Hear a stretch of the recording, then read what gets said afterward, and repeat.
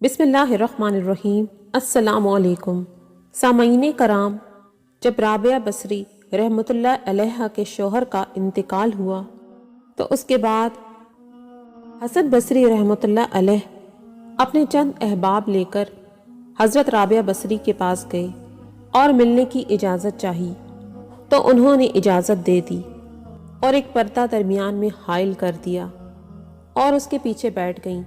सैयदना हसन बसरी के दोस्तों ने इस्तफसार किया कि आपके शोहर इंतकाल फरमा चुके हैं, लिहाजा अब आपको निकाह कर लेना चाहिए। तो राबिया बसरी रहमतुल्लाह अलैहा ने फरमाया कि मैं तुम्हारी राय का एहतराम करते हुए निकाह कर लूँगी, मगर मुझे ये बताइए कि आप में सबसे बड़ा आलिम कौन है ताकि मैं उससे निकाह करूँ। तो वो बोले, हज़रत सैयदना हसन बसरी रहमतुल्लाह अलैह है। तो आप उनसे कहने लगीं कि अगर आप मेरे 4 सवालों के जवाब दे दें तो मैं आपसे निकाह कर लूँगी। तो हज़रत हसन बसरी रहमतुल्लाह अलैह ने कहा कि पूछो, अगर अल्लाह ने मुझे तौफीक दी तो ज़रूर जवाब दूंगा।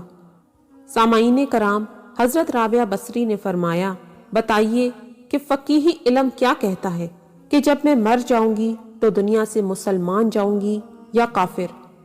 तो हसन बसरी रहमतुल्लाह अलैह ने जवाब दिया, ये तो गैब का इल्म है, इसका जवाब तो अल्लाह ही जानता है।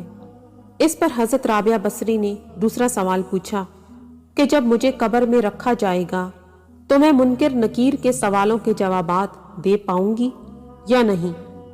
तो आप रहमतुल्लाह अलैह ने जवाब दिया, ये भी गैब है, इसका इल्म भी अल्लाह के अलावा किसी के पास नहीं। इस पर राबिया बसरी ने तीसरा सवाल किया कि जब मैदान महशर में लोग उठेंगे, बास के नामे अमाल दाएं हाथ में दिए जाएंगे और बास के बाएं हाथ में, तो क्या मेरा नामे अमाल सीधे हाथ में दिया जाएगा या नहीं। तो सैयदना हसन बसरी रहमतुल्लाह अलैह ने जवाब दिया कि ये भी गैब का इल्म है। इस पर राबिया बसरी ने चौथा सवाल किया कि जब जन्नती और दोज़खी गिरोह अलग अलग हो जाएंगे तो मेरा शुमार किस गिरोह में होगा, जन्नती गिरोह में या दोज़खी गिरोह में। तो हसन बसरी रहमतुल्लाह अलैह ने फरमाया, ये भी इल्म गैब है और इसका इल्म भी अल्लाह के सिवा किसी को नहीं हो सकता। इसके बाद हज़रत राबिया बसरी ने फरमाया कि जब मामला ऐसा है कि दुनिया से मुसलमान रुखसत होने और नकीरैन के सवालों के जवाबात देने और नामे अमाल के दाएं हाथ में मिलने और जन्नती गिरोह में शामिल होने का इल्म नहीं है तो मैं इसकी वजह से सख्त परेशान हूँ। अच्छा जाओ, मुझे तैयारी करने दो, मुझे इन 4 बातों की तैयारी करनी है, मेरे पास शादी के लिए वक्त नहीं है। सामाईन कराम, तारीख के औराक में ये बहुत मशहूर वाक़या है जो आज आपके गोश गुजारा। उम्मीद है कि आज की हमारी वीडियो आपको पसंद आई होगी।